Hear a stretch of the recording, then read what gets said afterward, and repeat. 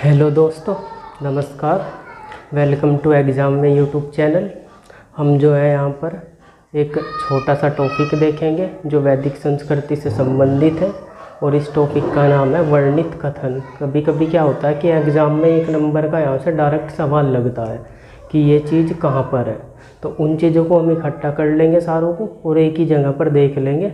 और एग्ज़ाम दृष्टि से ये बड़ा महत्वपूर्ण टॉपिक है। इसका नाम है वर्णित कथन। महत्वपूर्ण वर्णित कथन। आपसे यहाँ पर डायरेक्ट पूछा जाएगा कि इसका वर्णन किस पुस्तक में है और आपको ऐसे ही बताना होगा।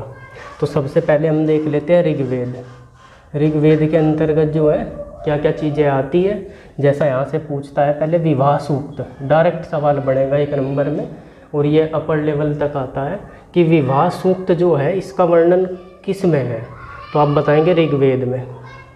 नदी सूक्त का वर्णन ऋग्वेद में, पुरुष सूक्त का वर्णन ऋग्वेद में, सम्माद सूक्त का वर्णन ऋग्वेद में, मंडूक सूक्त का वर्णन ऋग्वेद में।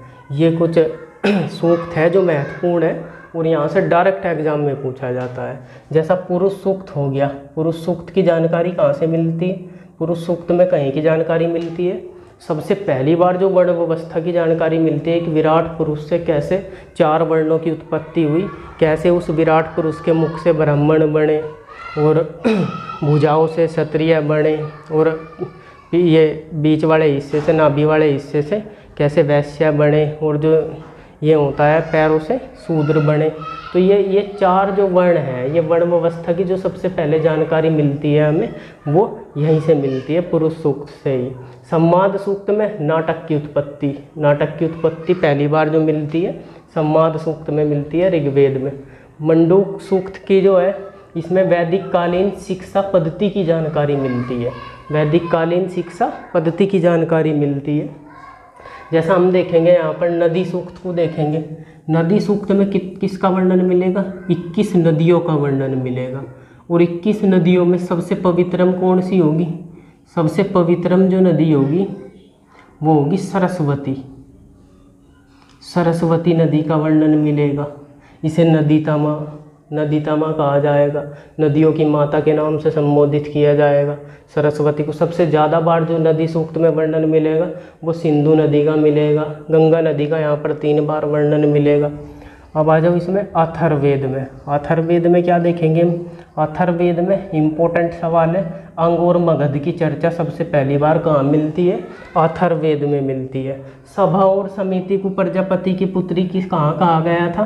अथर्ववेद में ही कहा गया था। अथर्ववेद में क्या कहा गया था? सभा और समिति की पुत्री कहा गया है। सभा और समिति को प्रजापति की पुत्री कहा गया था अथर्ववेद में। राजा परीक्षित की चर्चा कहाँ मिलेगी? अथर्ववेद में मिलेगी। इन्हें मृत्युलोक का देवता कहा गया है अथर्ववेद में। नहरों की चर्चा पहली बार कहाँ मिलती है? अथर्ववेद में मिलती है।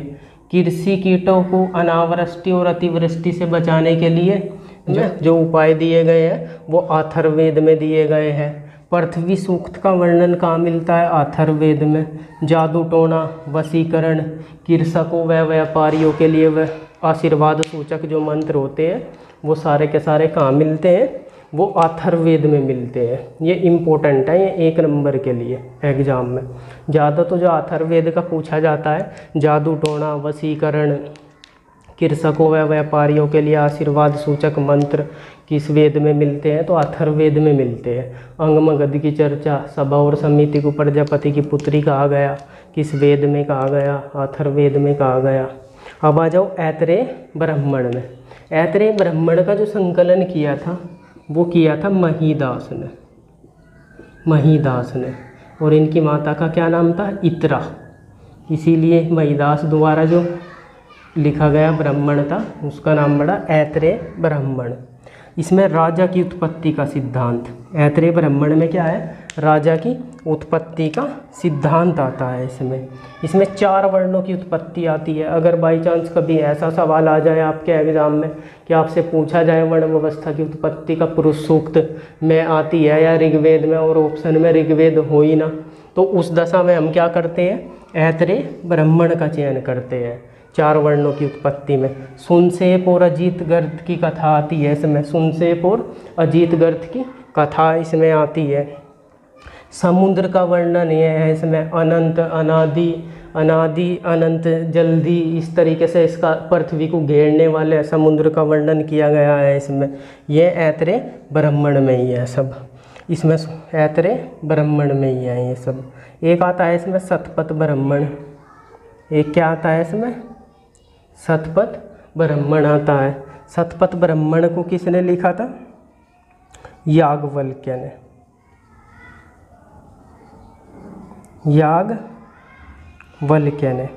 याज्ञवल्क्य ने इसका संकलन किया था। ये सबसे बड़ा ब्राह्मण ग्रंथ है। शतपथ ब्राह्मण जो है सबसे बड़ा ब्राह्मण ग्रंथ है।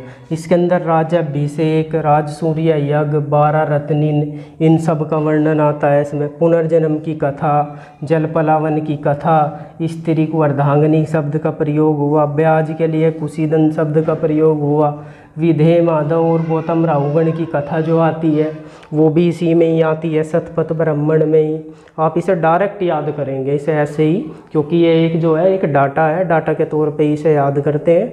जैसा विधेय माधव और गौतम राहुगण की जो चर्चा मिलती है वो कहाँ मिलती है, विधेय माधव और गौतम राहुगण की चर्चा वो शतपथ ब्राह्मण में मिलती है।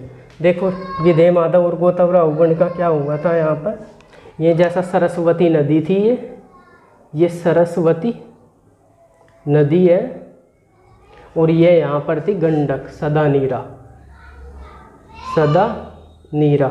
और ये विधेय माधव ने क्या कहा था, इसने कहा था वैश्वानर, वैश्वानर, और इसके मुख से क्या निकला था, आग का गोला, आग का गोला निकला।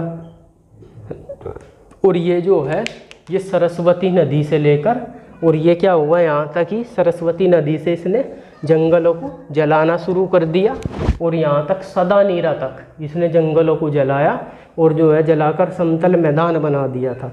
ऐसा जो है विधेय माधव और गौतम राहुगण की कथा में ये चर्चा मिलती है।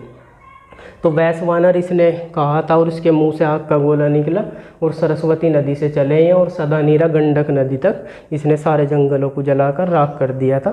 ये थी विधेय माधव और गौतम राहुगण की कथा थी, ये इसमें इम्पोर्टेंट थी। तो ये जो स्टेटमेंट है या कहीं पर कुछ कहा गया है या कोई मुख्य चीज़ कहीं पर मिलती है, उन सारी चीज़ों को हम देख रहे हैं। ये एग्ज़ाम दृष्टि से बड़ा मैथ। अब नंबर आया मैत्रायणी संहिता, मैत्रायणी संहिता। इसमें स्त्री को जो है सूरा और पासा के समान बुराई कहा गया है।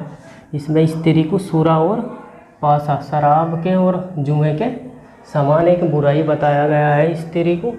ईशोपनिषद में क्या है, निष्काम कर्म का सिद्धांत बताया गया है। निष्काम कर्म का सिद्धांत ये सबसे बाद में लिखा गया था। ईशोपनिषद, तैत्तिरीय उपनिषद में जो है अन्न ही ब्रह्म है, ये जो स्टेटमेंट है ये तैत्तिरीय उपनिषद का है। और एक और अधिक अन्न उपजाओ, ये दोनों जो स्टेटमेंट है अन्न से संबंधित है, ये तैत्तिरीय उपनिषद के हैं।